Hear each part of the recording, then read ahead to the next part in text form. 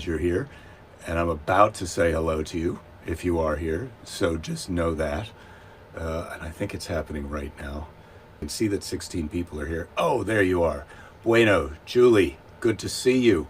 Oh, let's go back to the top here. Keys, greetings. Rachel, happy Monday. David, greetings.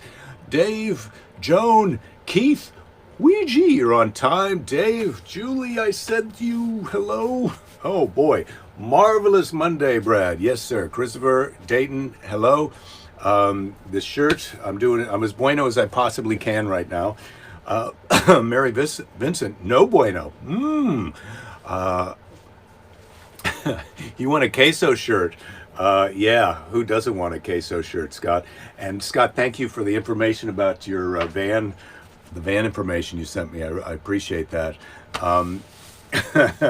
Happy first Tuesday from Free Parlors Northeast headquarters. Yes, Bob, I understand.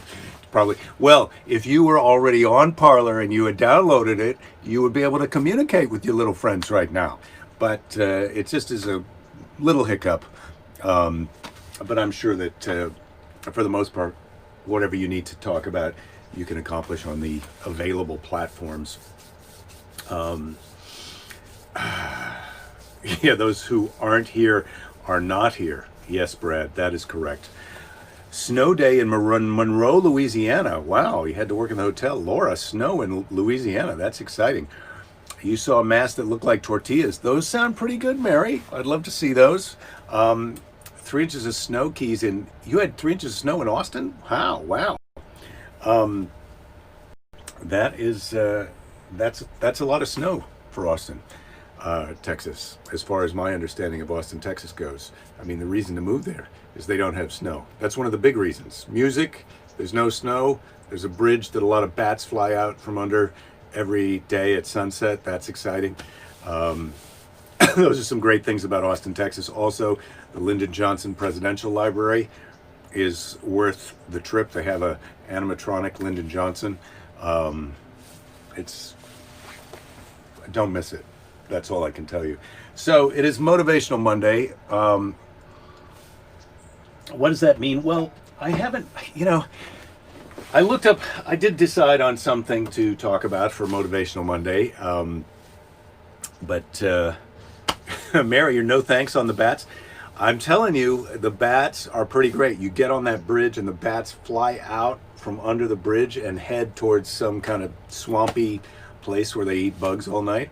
And so they're not anywhere near you. You just see them all go out and I don't know, hundreds of thousands of bats take off across the sky in this river of bats flying off to consume insects for the night. And it's pretty spectacular, I'd have to say. Keys, yes, the LBGA library is awesome. You're vouching for that. I'm happy to hear it. Bob, you say I have Trump with me and he wants to know if he can use my account to get a couple of things off his chest. Well, Bob, I'm sorry, and I hate to disappoint the president, but I don't allow any of the presidents to use my social media. I haven't so far, and I'd like to continue that. Next time get on the bat boat and watch from the river. Yeah, that sounds like a good one, Keys. Although you could get bat poop on you if you do that. But I suppose they probably don't poop when they've just taken off, because they poop where they sleep under the bridge. At least that's how I think bat poop works. Joan, you're worried about a bat getting stuck in your hair. Yeah, well, that is a legitimate concern. But if you watch from the bridge, as I'm recommending, the chances of that happening are very slim. So, I saw a lot of moon bats on Facebook today. I don't know what moon bats are, but that sounds like some kind of slur thing, Dave. So, yeah, Mary, I'm with you. The bat boat sounds a little bit horrifying. Gianni Alfredo Sharapa. Oh, John. You know what's crazy? Bad shit. Yeah, okay. Thanks, John. The Batboat does sound like a crime-fighting vehicle because it is a crime-fighting vehicle. And you know what else is a crime-fighting vehicle? All of us. We're fighting crime all the time. because when you are about to do crime, you can choose to not do crime. And now you're a crime fighter. How about that? Winning the internal crime battle, one heart at a time. Brad, one bat can eat 2 million mosquitoes a year. That is a lot of mosquitoes. That's way more mosquitoes than I can eat in a year, I'd have to say. Although I haven't ever really put my mind to it.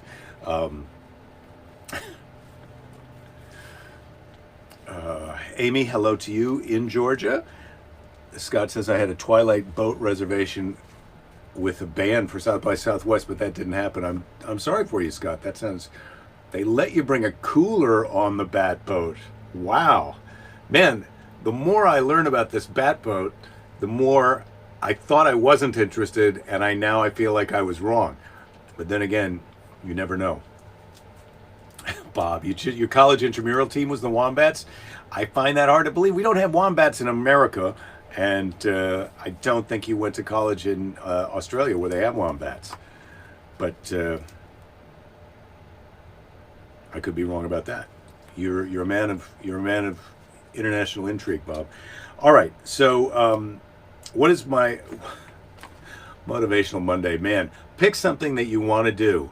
Pick something that you want to. It's the beginning of the year. I'm not talking about a New Year's resolution. Laura says, Jake, I think you surprise yourself with the number of anything you could eat if you put your mind to it. And Laura, I have to say that is undoubtedly true. I probably could surprise myself at the number of anything I could eat if I put my mind to it. Flavia, your internet was out and you're just back in. Well, congratulations. You haven't missed a lot, but there's been a lot of bat talk at the beginning of this episode. So for Motivational Monday, all right, Bob, send me a picture of the Wombat jersey. How are we getting through this? How are you getting through this? This thing seems like, this pandemic seems like it's going to be going on a little bit longer than... Yeah, Motivational Monday got hijacked by Bat Monday. Well, I'm trying to think of what I want to do this year, some goal that I can set for myself that's achievable in terms of a feat of strength. I don't know if this is going to be the year that I'm able to do a jiu-jitsu tournament. I hope so. And I don't know if this is going to be the year that I get to return to the stand-up comedy stage. I hope so. I am enjoying doing this show, and so I'm dedicated to making this show a little bit better in terms of deciding what we're going to do each day. More specifically, I'm going to have a guest on Thursday. That's exciting. My old podcast partner Nigel is going to Zoom on with me if I can make that work, and I have confidence that with the 4 days I have to prepare for it, I'm going to be able to do that. So I'm working on this show, and I'm working on my stand-up act for when I am able to come back and do stand-up. I'm watching some instructional jiu-jitsu videos. There's 3 things to do in Austin. The LBJ Library, done it. Bat Boat, done it. Esther's Follies, I need it. I need it. Yes, Flavia, orange is the energizing, motivating color, and that's why I've worn this shirt. The bueno. Laura says her high school mascot was the Vikings. They aren't exactly thick on the ground in modern day Las Vegas. Yeah, the Vikings, I think we're still allowed to have. We're proud of our Viking heritage. The indigenous Americans, once they decide what they'd like to be called, I don't know if they want to be a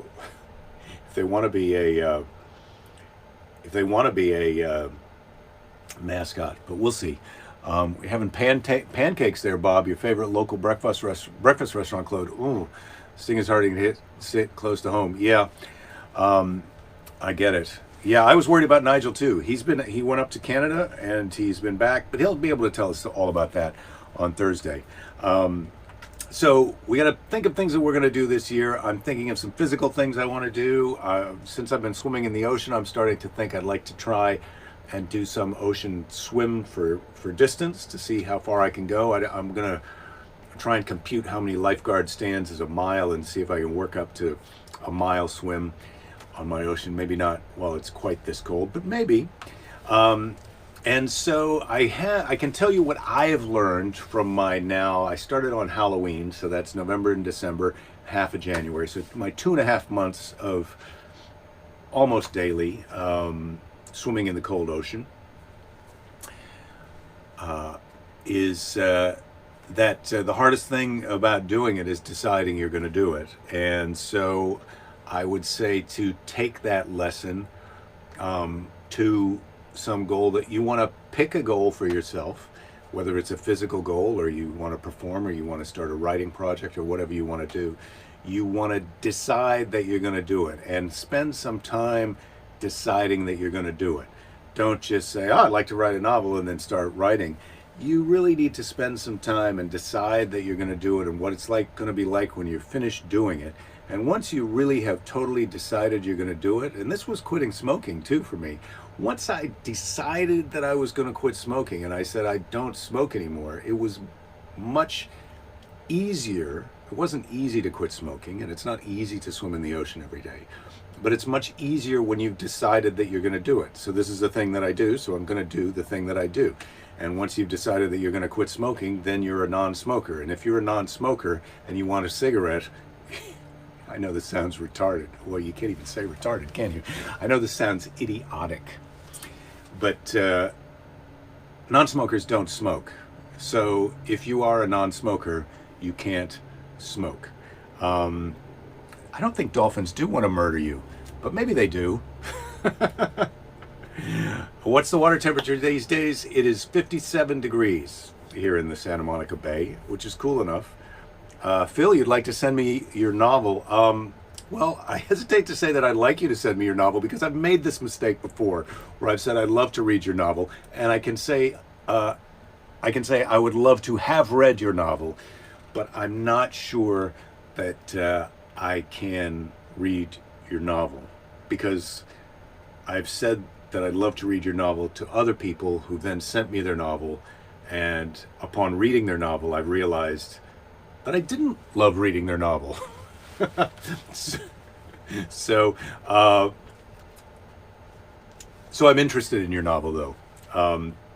If you'd like to send it to me, I can try and see if I'm able to read it. I don't even know how to spin doctor this down.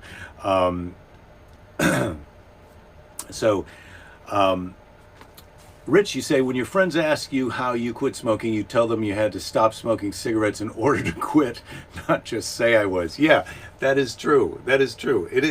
That is what's tricky about this type of conversation is you really have to get past the idea that it sounds idiotic, the advice that I'm giving or that you're giving here, which is if you're a non-smoker, you don't smoke. And so when you have the urge to have a cigarette, your identity is, I'm not a smoker. So non-smokers don't, so I'm not going to have a cigarette. And I'm a guy who swims in the ocean every day, regardless of what temperature it is. So there's not a debate in my mind about, is it cold? It's roughly the same temperature as it was yesterday, always. The ocean is always roughly the same temperature that it was yesterday. That's how big it is. It's always roughly the same temperature as it was yesterday. We're on a cooling trend now, but starting in roughly March, we'll be on a warming trend. And so you decide that you're going to do it. You decide what you're going to do before you do it.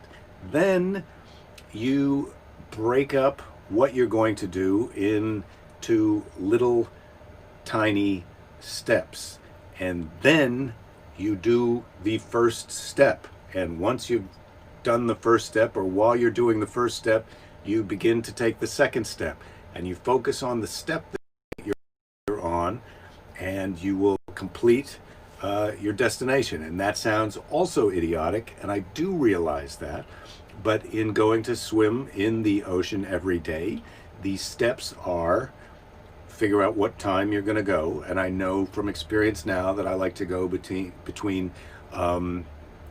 roughly 10 and 1 in the afternoon, because that gives me time it takes about an hour from when I walk out the door to when I'm out of the shower and I can do something else, because I got to walk down there and walk back. So the steps are, I decide when I'm going to go, and then I put on the trunks, I put on the sweatpants, I put on the fleece jacket, my hat. I have a little string backpack that's got the flippers in it, and a towel.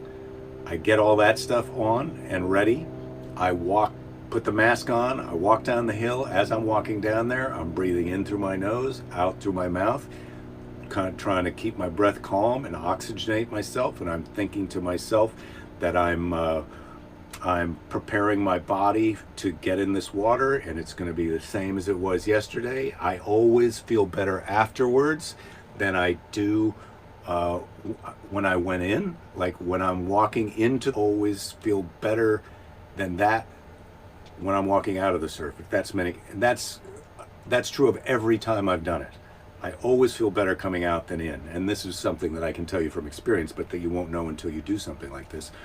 But the other thing that's always true is I, most of the time, doubt that is going to be the case while I'm walking down to the beach. So when I'm doubting that I'm going to feel better afterwards than I do when I get out, I tell myself I am. And I believe myself because the evidence is in my favor as far as that goes. So those are the steps. Then I get to the beach, I put down my towel, I take off my kit, I roll it up in the towel, I put my flippers in one hand, I walk into the beach. As soon as the water's up to my knees, I set the timer for 10 minutes. I dive, I walk out, and as soon as the water's up to my hips or my waist, I dive in, put the flippers on, kick out past the break in the surf, and then just hang out there. I do a few forward rolls in the water because F that cold ocean. I'm putting my head under 3, 4, 5, 6 times while I'm out there, at least, just because I'm not going to be out there acting like I'm some kind of a wimp who didn't put his head under. People ask you sometimes, do you put your head under? It's like, yeah, I put my head under. And so I break it into those steps and I knock it out that way. So you break it into steps and you knock it out. And sometimes when I'm out there and it feels cold, or the surf is really big and I have to really kick into the waves to keep from getting flipped backwards on my way out, I pretend, and this is another tip that you can do when you're having a tough go, when you're in the middle of something, that you're having a tough go of it. One of the things I do is I pretend that I'm coaching someone else through the tough time.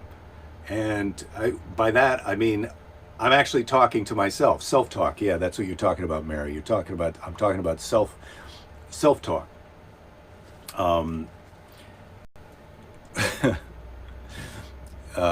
Okay, see, Dave, yeah, thanks. You're talking about the temperature out there. Do I see any animals in the water? I can answer that. Scott, you speaking of books, don't get close to the dolphins. Put the marriage in trouble, yeah. Scott saying, just finished Noir by Christopher Moore. Yeah, I finished Noir too. I'm friends a little bit with Christopher Scott, and so he gifted me that book, and I really enjoyed it. All of his books are pretty great in San Francisco. And if you're a fan of Christopher Moore, you can look back at old episodes of my podcast. He interviewed me after my final Letterman, and I've had him on a couple times to talk. But anyway, yeah, we're talking about self-talk. So I pretend that I'm coaching someone else through a tough time. So when I'm in that cold water, or when I'm on those waves, I say, oh, you really got to put your head down and kick into this. Or, I know this is cold, but you come out the other side. You always feel better afterwards than you did when you went in. Or, you can do this. I know you can do this. I've seen you do this before. Or, I know this is tough, but you can make it. Or if you think that you're not going to last the full amount of time, you just tell yourself, I'm going to go one more minute and see how I feel. But you imagine that you're outside yourself and you have to pep talk yourself through it. I know that also sounds idiotic, but if you can grasp that concept, anytime that I've done anything hard, I've gone on a really long run in the past when I've had to do something like that, or I've been on some motorcycle rides that were so cold it was challenging. You just have to kind of pep talk yourself through it. Get outside yourself and pretend that you're pep talking yourself or someone else through it. That sometimes it's hard to pep talk yourself because I think we don't always like ourselves as much as we like other people. So if you're having trouble pep talking yourself, think of someone you love and pretend that you're pep talking them through it. Pretend you're pep talking your spouse or your daughter or your best friend or some other kid that you really care about, and you want them to have the experience of completing something difficult. It's weird to try and pep talk your kid through quitting smoking, but pretend you're trying to talk an 8-year-old out of having another cigarette.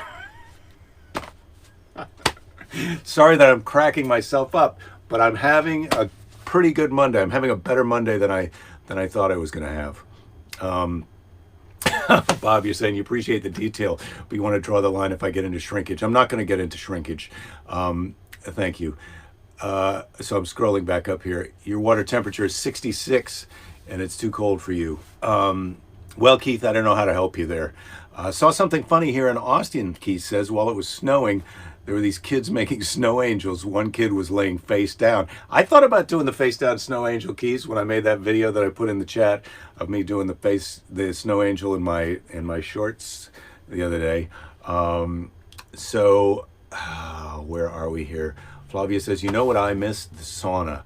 I used to go to the gym 3 to 4 days a week. I love it. Eventually have to get my own sauna.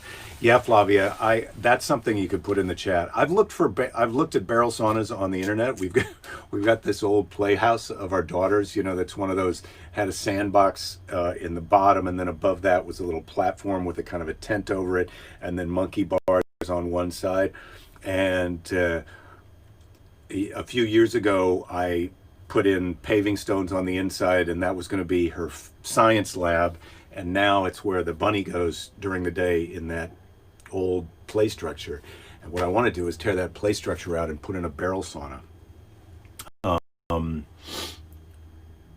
Oh, I see. You were referencing that ocean temperature thing. Yeah, I've looked at the ocean temperature thing and the range there. So I don't think we're going to get down quite to our minimum here in Santa Monica, which is around 52 degrees. I don't think we're going to get all the way down to that this winter, which is, I was hoping we would, because I wanted to see if I could do that.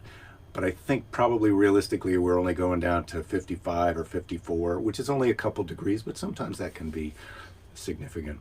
I'm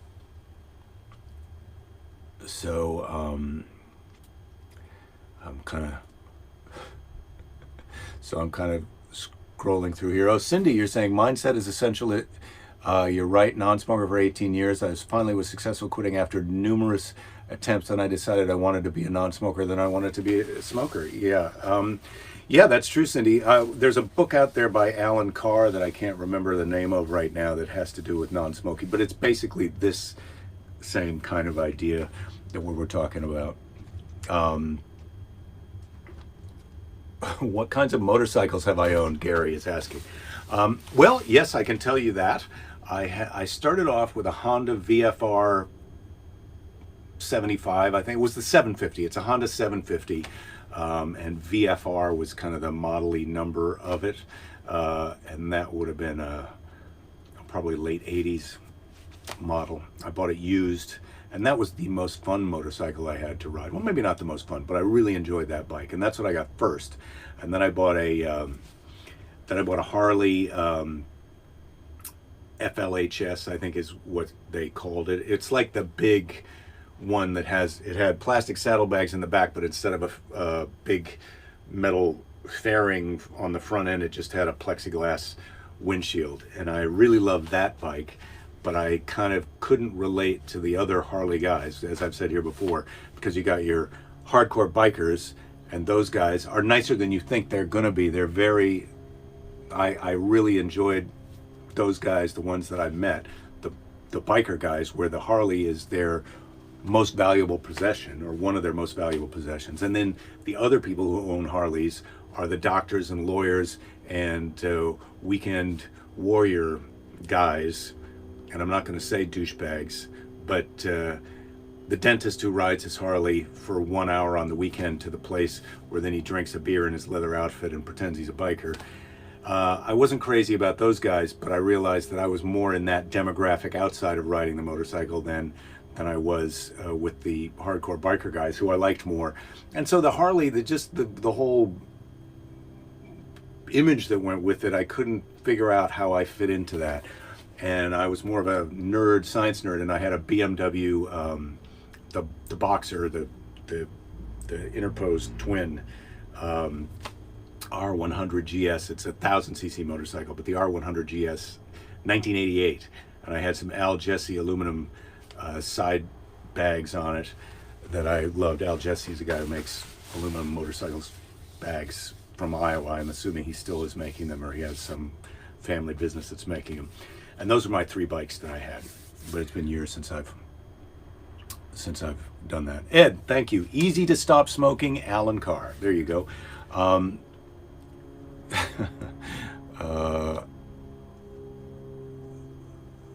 Oh, I see. It's sauna, not sauna. Yes, sauna.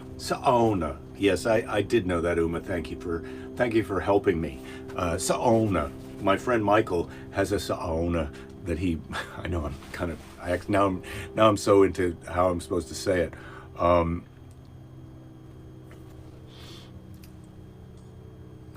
Nikki Glazer has said that Alan Carr's book, Easy Way to Stop Smoking, is how she stopped smoking. Yeah, I think it's a good book. But it's that type of advice that doesn't you have to really get the deep you got to get the understanding of the understanding, as Walter Wolfman Washington will put it. You got to have the understanding of the understanding. You got to grok that Alan Carr book in order for it to work. But there you go. Oh, Brad, you're saying I need to go to the Harley Fest in Milwaukee. The Harley Museum is awesome. I bet it is awesome. I mean, I do love all the Harley stuff. I've got a Harley hat in here that I bought when I had the bike, that I couldn't bring myself to part with. Once you don't have the Harley, it's weird to wear the gear around, but I still have the hat. Anyway, that is your Motivational Monday, I think. We've gotten through this. We've answered a few questions. We've broken some things down into steps. We've announced that Nigel is we. I keep saying we. I've done some of these things, and then we've done some of these things together. But I feel like we are us, and they are them. But we're all together here today. It's time for Seize the Day. Now, tomorrow is going to be the Bible story and the letter from Grandma. But before we get to Seize the Day, let's crack the children's Bible and preview what we've got coming up tomorrow. So last week was Esau and Jacob, if you recall. Jacob, he's the naughty one. And so this week is Jacob's ladder. And I think that and it's not the Tim Robbins movie, which is kind of scary. And Jacob's ladder, you'll be happy, is just a 1-pager. So that's a quick one. So we may get into also Jacob and Rachel, but Jacob and Rachel, Jacob's wedding, man, there's a lot of Jacob stuff. Jacob's return. So there's a lot of Jacob stuff coming up in the children's Bible. So we got that tomorrow. We got a letter from Grandma. Bob, read it. I thought you could buy the book and put it under your pillow and stop smoking. Well, Bob, in fact, you can. You don't have to read the book. You know what's in the book. You only need to read the book if you're having trouble believing that you're a non-smoker. And then the book hopefully will help you to decide to believe that. So now it's time for Seize the Day. I forgot that I even had the fart machine here, but the fart machine is here. Lady Jerry is not here today, obviously. Hopefully she'll be here tomorrow. And if not, for sure, I hope on Wednesday. So today's Seize the Day is, I don't think I want to do that one. I don't think I want to do the one that I opened to that hadn't been done yet. But now I'm looking through here.